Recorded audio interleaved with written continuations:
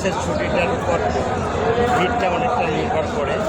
আঞ্চলিক ভিত্তিতে যেহেতু এবার গাড়ি ছুটি হয়েছে, আজকে গতকাল ছিল বোধহয় লাস্ট ধাপ ছুটি, যে কারণে আজকে গত বিকেলে থেকে আপনার রাত গভীর রাত পর্যন্ত আমরা প্রচুর প্যাসেঞ্জার গিয়েছে।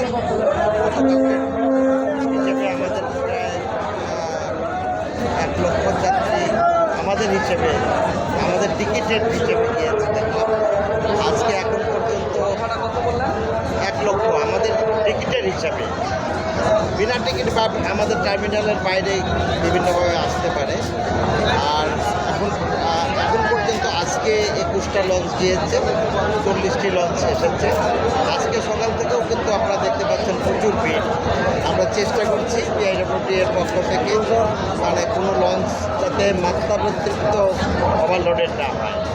এখন তো আপনারা জানেন যে ওভারলোডেড কিছুটা হচ্ছে, কারণ হলো যে লোকজনের তো বাড়ি যেতে হবে, তবে সেটা যেন ঝুঁকিপূর্ণ না হয় সেটা আমরা তদারকি করছি। আমরা যেগুলো বেশি লোডেড হচ্ছে সেগুলোকে আমরা ছাড়িয়ে দিচ্ছি। আর এখন পর্যন্ত 21টা গেছে মানে আপনার জগন্নাথ বিশ্ববিদ্যালয়ের সামনে থেকে আপনার সুন্দরবন পর্যন্ত রাস্তাটা অনেকটাই আমরা ফাঁকামুক্ত করেছি।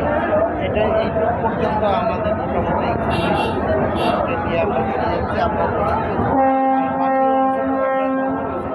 থেকে আসতে আসলেই প্রবলেম।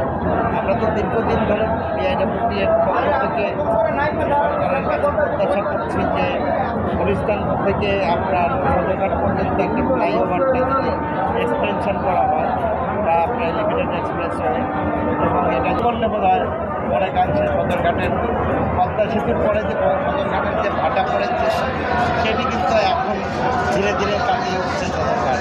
সদরঘাট সেই পূর্ণরূপে ফিরে আসছে।